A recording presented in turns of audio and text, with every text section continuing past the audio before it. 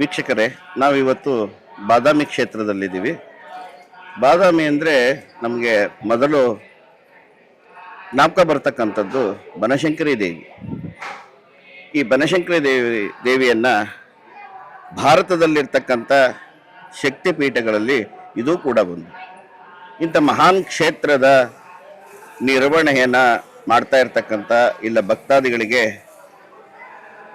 ಎಲ್ಲ ಸೇವೆಗಳನ್ನು, ಅವರ ಅನುಕೂಲಗಳನ್ನು ಮಾಡ್ತಕ್ಕಂಥ ನಿಟ್ಟಿನಲ್ಲಿ ಈ ಪೂಜಾರ್ ಕುಟುಂಬ ಅಂತಕ್ಕಂಥದ್ದು ಪ್ರಧಾನವಾಗಿ ಇವರಿಗಿರ್ತಕ್ಕಂಥ ಹೆಸರು. ಆ ಪೂಜಾರ್ ಕುಟುಂಬದಲ್ಲಿ ಇಲ್ಲಿರ್ತಕ್ಕಂಥ ಎಲ್ಲ ದಿಗ್ಗಜರು ಕೂಡ ತಾಯಿಯ ಸೇವೆ, ಜನಸೇವೆಯೇ ಜನಾರ್ದನ ಸೇವೆ ಅಂತಕ್ಕಂಥ ರೀತಿಯಲ್ಲಿ ಭಕ್ತರ ಸೇವೆಯನ್ನು ಮಾಡ್ತಾ ದೇವಿಯ ದರ್ಶನವನ್ನು ಭಕ್ತರಲ್ಲಿ ಮಾಡ್ತಾ ಇದ್ದಾರೆ. ಈ ಸೇವೆಗಳನ್ನು ಮಾಡ್ತಕ್ಕಂಥ ಸಂದರ್ಭದಲ್ಲಿ ಅತಿ ಕಠಿಣವಾದಂಥ ಪರಿಸ್ಥಿತಿ, ಆರ್ಥಿಕವಾಗಿರ್ಬೋದು, ಇಲ್ಲಿ ಸೇವೆ ಮಾಡ್ತಕ್ಕಂಥ ಹಲವಾರು ರೀತಿಯಲ್ಲಿ ಈ ಎಲ್ಲ ಆಯೋಜನೆಗಳನ್ನು ಮಾಡ್ತಕ್ಕಂಥ ಅಧ್ಯಕ್ಷರಾದಿಯಾಗಿ ಎಲ್ಲರೂ ಇಲ್ಲಿದ್ದಾರೆ. ಅಧ್ಯಕ್ಷ ನಮಸ್ಕಾರ. ನಮಸ್ಕಾರ. ನಮ್ಮ ಈ ಬಾದಾಮಿ ಬನಶಂಕರಿನಲ್ಲಿ ಈ ಎಲ್ಲ ಸೇವೆಗಳನ್ನು ತಾವು ಅಚ್ಚುಕಟ್ಟಾಗಿ ನೆರವೇರಿಸ್ತಾ ಇದ್ದೀರಾ ಅಂತ ಹೇಳಿ ಭಕ್ತರ ಅಭಿಪ್ರಾಯ ಆಗಿದೆ.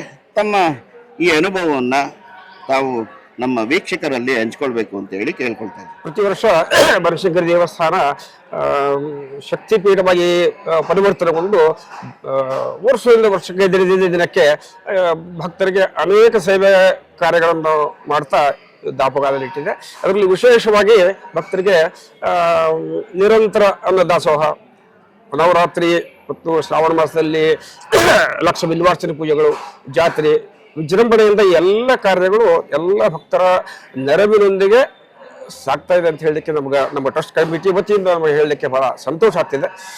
ಇದರ ಜೊತೆಗೆ ವಿಶೇಷ ಒಂದು ಕಾರ್ಯಕ್ರಮ ಅಂದರೆ ಇವತ್ತಿನ ಒಂದು ಸುದಿನ ಅಂತ ಹೇಳ್ಬೋದು.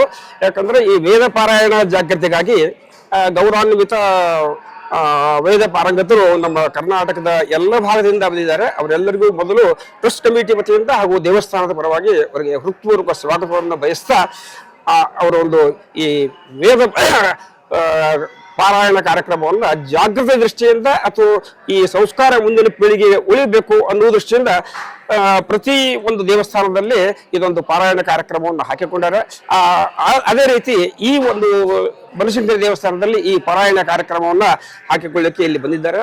ಅವರಿಗೆ ಈ ಒಂದು ಹಾಕಿಕೊಂಡಂತ ಒಂದು ಮಹಾ ಕಾರ್ಯದಲ್ಲಿ ಯಶಸ್ಸಿಗಲಿ ಮತ್ತು ಇನ್ನೂ ಇದು ಕಾರ್ಯ ಅವರಿಂದ ಬೆಳೀಲಿ ಅಂತ ಅಪೇಕ್ಷೆ ಪಡ್ತಾ ನನ್ನೊಂದೆರಡು ಮಾತುಗಳನ್ನು ಹೇಳ್ತೀನಿ. ತಾವು ಈ ಕ್ಷೇತ್ರವನ್ನು ಇಷ್ಟೆಲ್ಲ ಅಭಿವೃದ್ಧಿ ಮಾಡ್ತಾ ಇದ್ದೀರಾ.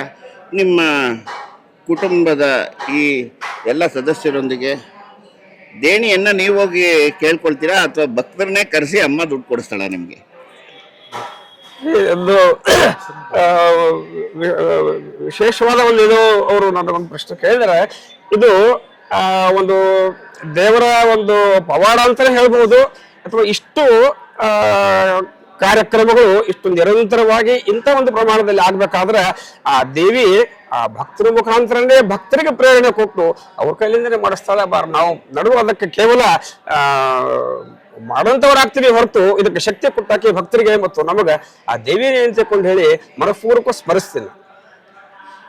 ತಾಯಿ ತಮ್ಮೆಲ್ಲ ಕುಟುಂಬಕ್ಕೆ ಇದೇ ರೀತಿ ಸೇವೆಯನ್ನು ಮಾಡ್ತಕ್ಕಂಥ ಶಕ್ತಿ, ಚೈತನ್ಯ ಎಲ್ಲವನ್ನು ಕೊಟ್ಟು ಕಾಪಾಡಲಿ ಅಂತ ಹೇಳಿ ಎಲ್ಲ ಜನತೆಯ ಪರವಾಗಿ ತಾಯಿಯ ಪಾದಚರಣಗಳಲ್ಲಿ ಪ್ರಾರ್ಥನೆ ಮಾಡ್ತಾ ಇದ್ವಿ. ಎಲ್ಲ ವೃತ್ತಿಯರು ಇದೇ ರೀತಿ ಅವರೆಲ್ಲ ವೃತ್ತಿಯರ ಒಂದು ಪಾರಾಯಣ ಶಕ್ತಿ ಅಥವಾ ಒಂದು ಅವ್ರದ್ದು ಒಂದು ಶಕ್ತಿನೇ ಅಂತ ಹೇಳ್ಬೋದು. ಅವರೆಲ್ಲರ ಆಶೀರ್ವಾದ ನಮ್ಮೆಲ್ಲರ ಮೇಲೆ ನಿರಂತರವಾಗಿರಲಿ ಮತ್ತು ಅವರು ಕೂಡ ನಮಗೆ ಈ ಒಂದು ಮಾರ್ಗದರ್ಶನ ಅಥವಾ ಶಕ್ತಿಯನ್ನು ನೀಡಲಿ ಅಂತ ಹೇಳಿ ಅವ್ರಿಗೂ ಕೂಡ ನಾನು ನನ್ನ ಧನ್ಯವಾದಗಳನ್ನು ಅರ್ಪಿಸ್ತೇನೆ. ನಿಮ್ದು ಇಲ್ಲಿ ಎಷ್ಟು ಕುಟುಂಬ ಪೂಜೆ ಮಾಡ್ತಾ ಇರ್ತಕ್ಕಂಥದ್ದು? ಒಟ್ಟು ನಮ್ದು ಪ್ರಾರಂಭದಿಂದ ಬಂದಂತಹದಂದ್ರೆ 6 ಕುಟುಂಬಗಳು. 6 ಕುಟುಂಬಗಳು ಪ್ರತಿ ವರ್ಷ ಒಬ್ಬೊಬ್ಬರು ಒಂದೊಂದು ದೇವಿ ಪೂಜಾ ಕಾರ್ಯಗಳನ್ನ ಮಾಡ್ತಾ ಬರ್ತೇವೆ. ಒಂದು ಕೆಲಸದ ಒತ್ತಡದ ನಿಮಿತ್ತ ಈಗ 6 ಪಾಳಿಯವರು ಕೂಡ ಒಂದೊಂದು ಕಾರ್ಯದಲ್ಲಿ ಭಾಗವಹಿಸಬೇಕು ಮತ್ತು ಕೆಲಸದ ಒತ್ತಡವನ್ನ ಬೇರೆ ಬೇರೆಯಾಗಿ ಅದನ್ನು ನಿರ್ವಹಿಸಿದ್ರೆ ಇನ್ನೂ ಭಕ್ತರಿಗೆ ಒಂದು ಸೇವೆ ಕೊಡ್ಲಿಕ್ಕೆ ಅನುಕೂಲ ಆಗ್ತದೆ ಅನ್ನೋ ದೃಷ್ಟಿಯಿಂದ ಒಂದು ವರ್ಷ ಒಂದೊಂದು ಭಾಗಗಳನ್ನು ಮಾಡಿವಿ. ಒಂದು ದಾಸೋಹದೊಳಗೆ 1 ವರ್ಷ ಸೇವೆ ಮಾಡಬೇಕು, ಒಂದು ಮನಿ ಆರ್ಡರ್ ಸೆಕ್ಷನ್ದಿಂದ ಪ್ರಸಾದ ಕಳಿಸುವಂತಹದ್ರೊಳಗೆ 1 ವರ್ಷ ಮಾಡಬೇಕು, ಆಮೇಲೆ ಪ್ರಸಾದ ನೀಡುವಂತಹದ್ದು ಮಾಡಬೇಕು, ಮತ್ತೆ ಒಂದು ವರ್ಷ ಈ ನೈವೇದ್ಯ ಮಾಡಿ ಊಟ ಮಾಡ್ಕೊಂಡು ಹೋಗುವಂತ ಜನರಿಗೆ ಸೇವೆ ಮಾಡೋ ದೃಷ್ಟಿಯಿಂದ ಹಿಂಗೆ 5 ವರ್ಷ 6 ಮಂದಿ ತಂದವರು ಕೂಡ ಇದ್ರಾಗ ಭಾಗಿಯಾಗಬೇಕು ಅನ್ನೋ ದೃಷ್ಟಿಯಿಂದ ಇದೊಂದು ವ್ಯವಸ್ಥೆಯನ್ನು ನಾವೇ ಎಲ್ಲರೂ ಕೂಡ ಮಾಡ್ಕೊಂಡಿದ್ದೀವಿ. ಇವಾಗ ನಮ್ಮ ದೇವಾಲಯದಲ್ಲಿ ಯಾವ ರೀತಿ ಪೂಜೆ ನಡೀತಾ ಇರ್ತಕ್ಕಂಥದ್ದು ಅಂದರೆ ಇವಾಗ ಆಗಮ ರೀತಿನಲ್ಲಿ ನಡೀತದ ಅಥವಾ ಶುಕ್ಲಯಜುರ್ವೇದಿಯ ರೀತಿನಲ್ಲಿ ನಡೀತದ ಪೂಜೆ ಅಂತ?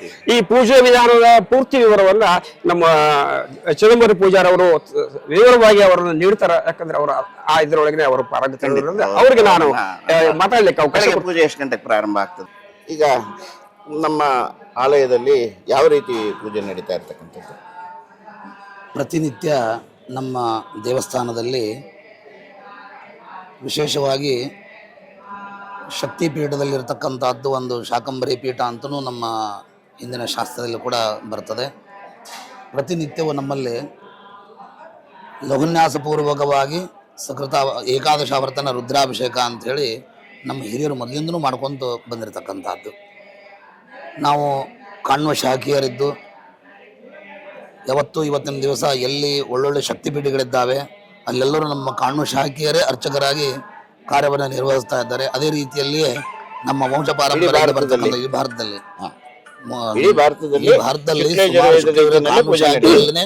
ಶುಕ್ಲಯಜುರ್ವೇದ ಕಾಣುವ ಶಾಖಿ ರೀತಿಯಲ್ಲಿ ವಿಶೇಷ ಶಕ್ತಿಪೀಠಗಳೆಲ್ಲ ಅವರೇ ಇದ್ದಾರೆ. ಹಾಗೆ ನಮ್ಮ ದೇವಸ್ಥಾನದಲ್ಲಿನೂ ಶಾಕಂಬರಿ ಶಕ್ತಿಪೀಠದಲ್ಲಿ ಕೂಡ ನಾವೆಲ್ಲ ಅರ್ಚಕ ಬಾಂಧವರು ಕಾಣುವ ಶಾಖಿಯರಾಗಿದ್ದು ಪ್ರತಿನಿತ್ಯವೂ ನಮ್ಮ ದೇವಿಗೆ ನಮ್ಮ ಹಿರಿಯರು ಹಾಕಿಕೊಟ್ಟಿರ್ತಕ್ಕಂಥದ್ದು ಏನು ಒಂದು ಪದ್ಧತಿ ಇದೆ, ಆಲಯ ಪರಂಪರೆಯಲ್ಲಿ ಅದೇ ರೀತಿಯಲ್ಲಿ ನಾವು ಮಾಡ್ತೀವಿ. ನೀವು ಆಗಲೇ ಕೇಳಿದ್ರಿ ಆಗಮೋಕ್ತ ರೀತಿಯಲ್ಲಿ ಅಂತ. ನಮ್ದು ತಂತ್ರದಲ್ಲಿ ನಡೀತಕ್ಕಂಥದ್ದು ಆಗಮೋಕ್ತ ರೀತಿ. ಆ ರೀತಿಯಲ್ಲಿ ಪ್ರತಿನಿತ್ಯವೂ ಆಗುವಂತಹದ್ದು ಆಗಮ ರೀತಿಯಲ್ಲಿ ಯಾವ ರೀತಿ ಶಾಸ್ತ್ರದಲ್ಲಿ ಹೇಳ್ತದೆ ಹಾಗೆ ಇರುವುದಿಲ್ಲ. ನಮ್ಮ ತಂತ್ರದಲ್ಲಿ ಇದೆ ನಮ್ದು. ಯಾವ ರೀತಿಯಲ್ಲಿ ಲಘುನ್ಯಾಸಪೂರ್ವಕವಾಗಿ ಪ್ರತಿನಿತ್ಯ ಬೆಳಗ್ಗೆ ತಾಯಿಗೆ ಒಂದು ರುದ್ರಾಭಿಷೇಕ ಏಕಾದಶಾವರ್ತನ ರುದ್ರಾಭಿಷೇಕ ನಡೀತದೆ. ಹಾಗೆ ದೇವಿ ಇದ್ದಿದ್ದರಿಂದ ಶ್ರೀ ಸೂಕ್ತದಿಂದ ನಾವು ಆ ತಾಯಿಗೆ ಕ್ಷೀರಾಭಿಷೇಕವನ್ನು ಮಾಡ್ತೇವೆ ಶ್ರೀ ಸೂಕ್ತದಿಂದ. ಹೀಗೆ ಪ್ರತಿನಿತ್ಯವೂ ನಮ್ಮದು ಬೆಳಗಿನ ಪೂಜೆ ಎಲ್ಲ ಮುಗಿತದೆ. ಅದಾದ ನಂತರ ಮಧ್ಯಾಹ್ನ 1:00 ಸರಿಯಾಗಿ ಅಮ್ಮನವರೆಗೆ ಮಹಾನೈವೇದ್ಯ ಕಾರ್ಯಕ್ರಮ ನಡೀತಾ ಇರ್ತದೆ. ಅದೇ ರೀತಿಯಲ್ಲಿ ಸಾಯಂಕಾಲಕ್ಕೆ ತಾಯಿಗೆ 7 ಗಂಟೆಗೆ ಪಲ್ಲಕ್ಕಿ ಸೇವೆ, ಆನಂತರ ಮಹಾಮಂಗಳಾರತಿ ಈ ರೀತಿ ಮಾಡಿ ರಾತ್ರಿ 9 ಗಂಟೆಗೆ ಶೇಜಾರತಿ ಅಂತ ಆ ತಾಯಿನ ಮಲಗಿಸುವಂಥ ಒಂದು ವಿಶೇಷ ತೊಟ್ಲ ಸೇವೆ ಅಂತ ನಡೀತದೆ. ಆ ಒಂದು ವಿಶೇಷ ಪೂಜೆಯಲ್ಲೂ ಕೂಡ ಸಾಕಷ್ಟು ಭಕ್ತಾದಿಗಳು ಈ ಎಲ್ಲ ಪೂಜೆಯಲ್ಲೂ ಭಾಗವಹಿಸ್ತಾರೆ.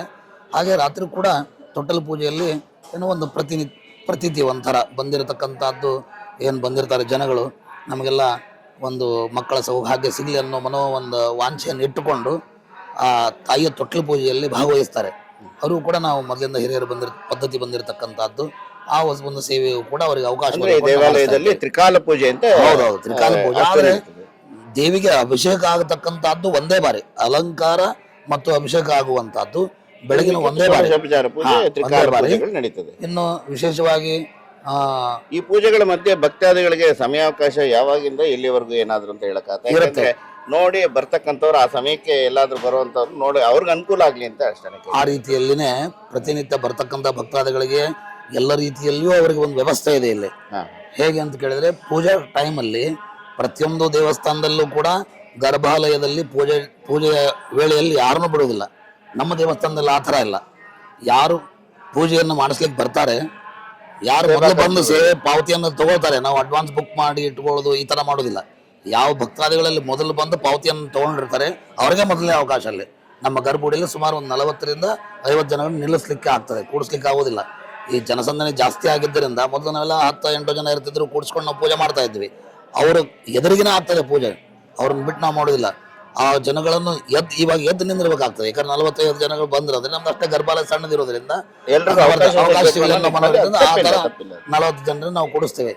ವಿಶೇಷವಾಗಿ ಅವ್ರು ತಂದಿರತಕ್ಕಂಥದ್ದು ಏನು ಪೂಜಾ ಸಾಮಗ್ರಿಗಳಿರ್ತಾವೆ ಅವ್ರ ಕಣ್ಣೆದುರಿಗೇನೆ ಎಲ್ಲ ದೇವಿಗೆ ಸಮರ್ಪಣೆ ಆಗ್ತದೆ. ಯಾವುದೇ ಸೀರೆ ತರಲಿ, ಅವರು ಎಷ್ಟು ಸೀರೆ ಬರುತ್ತೆ ಆ ಪೂಜಾ ಟೈಮಲ್ಲಿ ಆ ಭಗವತಿಗೆಲ್ಲ ನಾವು ಅರ್ಪಣೆ ಮಾಡಿಬಿಡ್ತೀವಿ. ಆವಾಗನೇ ಪೂಜೆ ಮುಗಿದ ಮೇಲೆ ಬಂದ ಮೇಲೆ ಮಾತ್ರ ನಾವು ಹಾಕೋದಿಲ್ಲ. ಆ ಪೂಜೆಯಲ್ಲಿ ದೇವಿ ಮಡಿನಲ್ಲಿ ಏನು ಆರಾಧನೆ ನಡೀತಾ ಇರ್ತದೆ ಆ ಸಮಯದಲ್ಲಿ ದೇವಿ ಎದುರುಗಡೆ ಏನ್ ಭಕ್ತರು ಅದಷ್ಟು ಸಮರ್ಪಣೆ ಆಗ್ತದೆ. 3 ಸೀರೆ ಬಂದ್ರು ಅದು ದೇವರಿಗೆ ಸಮರ್ಪಣೆ. ಹೌದು, ವಿಶೇಷ. ತದನಂತರ ಬಂದ್ರೆ ಆ ದೇವಿ ಒಂದು ಉತ್ಸವ ಮೂರ್ತಿ ಇದೆ, ನಾವು ಅದಕ್ಕೆ ಸಮರ್ಪಣೆಯನ್ನು ಮಾಡ್ತಾ ಇರ್ತೀವಿ. ಇದು ಪೂಜೆಯಲ್ಲಿ ಇರತಕ್ಕಂಥದ್ದು. ಇನ್ನು ಮನ್ವಾದ ದಿನಗಳೆಲ್ಲ ವಿಶೇಷ ಇರ್ತದೆ. ಪ್ರತಿ ಪೌರ್ಣಿಮೆ ಸುಮಾರು ದಿನಗಳೆಲ್ಲ ನಡೆದು ಬರ್ತಾರೆ. ಆವಾಗಿನ ದಿವಸ ಒಂದೊಂದು ಹುಣ್ಣಿಮೆಯಲ್ಲಿ ಒಂದೊಂದು ವೇಳೆ ಇದೆ. ರಾತ್ರಿ 1:30ಗೆ ನಮ್ಮದು ಬಾಗಿಲ ಓಪನ್ ಮಾಡ್ತೀವಿ. 2 ಗಂಟೆಗೆ ಒಂದು ಸರಿ ಪೂಜೆ ಶುರು ಆಗುತ್ತೆ. ನೂಲು ಹುಣ್ಣಿ ತುಂಬ ಗದ್ದಲ ಇಲ್ಲಿ ನಮ್ಮಲ್ಲಿ ಆ ಥರ. ಮತ್ತು ಮುಂದೆ ಬೇರೆ ಬೇರೆ ಹುಣ್ಣಿಮೆಲ್ಲ 2:30ಗೆ ಬಾಲ ತೆಗೆಯೋದಂಥದ್ದು ಪ್ರಕ್ರಿಯೆ ಇದೆ. ಪ್ರತಿ ಹುಣ್ಣಿಮೆ ವಿಶೇಷವಾಗಿ ಸುಮಾರು 16,000 ಜನಗಳಲ್ಲಿ ನಡೆದು ಬರ್ತಾರೆ. ಇಲ್ಲಿ ನಡೆದು ಬಂದು ಆ ದೇವಿಗೆಲ್ಲ ವಿಶೇಷ ಪೂಜೆಯನ್ನು ಸಲ್ಲಿಸಿ ಪುನಃ ನಮ್ಮಲ್ಲಿ ಏನು ಮಾಡ್ತೀವಿ, ಅನ್ನದಾನವನ್ನು ಮಾಡ್ತಾ ಇರ್ತೀವಿ ಪ್ರತಿ ತಿಂಗಳು, ಪ್ರತಿನಿತ್ಯಲೂ ಇದೆ.